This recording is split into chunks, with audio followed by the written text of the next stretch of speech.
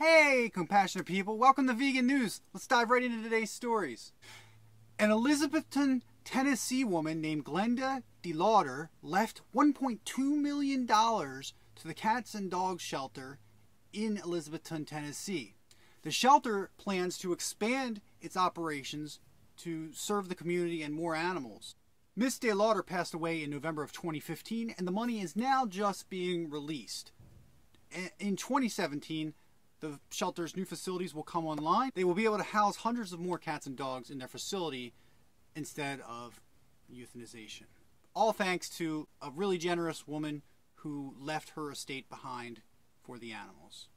In Syracuse, New York, a farmer and a lawyer, she's both apparently, named Loran Lewandowski, she sent out a series of tweets making fun of vegans and in particular making fun of a vegan cafe located in the area. The cafe, named Strong Hearts Cafe, owned by Joe Capolongo and Nick Ryan, have responded back with a letter to the editor of the local newspaper. In it, they go into detail about the dairy industry, how horrible it is, which is the industry this woman, this lawyer, is in, along with being a lawyer. And at the end of the letter, they graciously say they are keeping a seat open for her when she finally opens up to compassion and logic and can see things properly.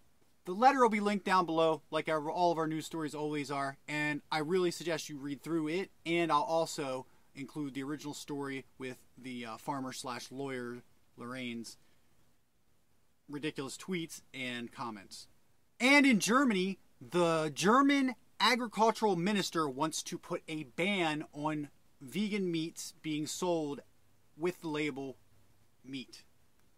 Now, we've seen this a bunch already. It's becoming more and more common that vegan meats and cheeses and milks are becoming an issue to the traditional industries of the flesh and the mammary fluid kind, even the egg industries. And we're seeing the defensiveness come up because they're losing money and we're gaining money in our industries. So we're going to see a lot more of this, and this isn't a surprise at all. It just keeps happening over and over again, but it's a good thing, and it's pretty hilarious. As long as we can keep these laws from coming to fruition, we'll be okay. So we need to get out there and mobilize against these people trying to outlaw the use of the word meat.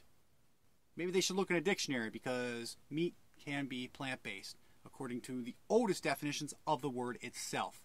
And we're going to end today's show on a very happy note, a very good note, and something that's really close to my heart. Mike Lanigan, a former cattle rancher, has transformed his cattle ranch into a sanctuary. Farmhouse Garden Animal Home is now home to former beef cattle that will no longer have to worry. He has switched his income stream over to organic vegetable farming and is making a living doing that now, along with donations from our community that are keeping the cattle fed until he gets his new enterprise completely off the ground and self-supporting. Here's some video in an interview with him from CTV. Hi, you guys. For more than 20 years, Mike Lanigan has been raising cattle for the dinner table. That is until recently. You could call them beef cows up until a while ago. Now they're just cows. A spur-of-the-moment change of heart while caring for this calf. I was helping a little calf. It was a premature birth. She was a tiny little thing. She was actually smaller than my son's dog. He had a pup that was 8 weeks old, and this calf was smaller than that. And I was trying to get her to nurse on Mama, and that was sort of where I had that little bit of a ray of light where I thought, you know, I'm trying to be so nice to this calf and giving it such a lot of love to try to save its life. And I thought, you know, I'm talking to it, I'm thinking it was kind of odd that, you know, in a couple of years I'm going to knock it on the head and chop it up into pieces and eat it. And I just sort of thought, well, I wonder if there's some other way.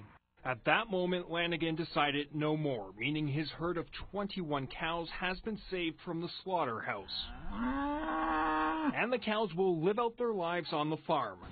Instead, Lanigan will focus on organic vegetables, which he sells at a local farmer's market and to wholesalers in Toronto. With organic produce now Lanigan's primary source of income, he faces a new financial challenge. When the cows were sent to the butcher, it paid for the farm's bills. He must now make up for that difference and pay for the cows' living expenses. Depending on the price of hay, if I have to buy it or I grow it, I think it'll be between $15,000 and $20,000 a year. A cost he can't afford on his own, so he turned to one of his market employees for help. I was pretty shocked, actually. Edith Barabash is now helping Lanigan set up a non-profit sanctuary for the cows. They've taken the cause to social media to show people these cows are more than a commodity. A big part of this is like the community aspect as well. So we want people to come and connect with the animals. You can learn more about them. Donations have started to pour in from across the country and Europe to keep these cows fed. If the food that those guys are going to eat is covered, we're not going to go broke. And there is no turning back. I'm committed. We just got too much support to change our mind. Mike Walker, CTV News, Uxbridge. As always, thank you guys so much for watching. Please give us a like. Please subscribe. Make sure you check the links below to read all today's stories. Check us out on Facebook. We also have a Twitter. And if you see any stories that you would like to see presented in the Vegan News tomorrow at 5 o'clock Eastern Standard Time, please don't hesitate to use any of those platforms to contact us. Thank you guys very much. Have a great day.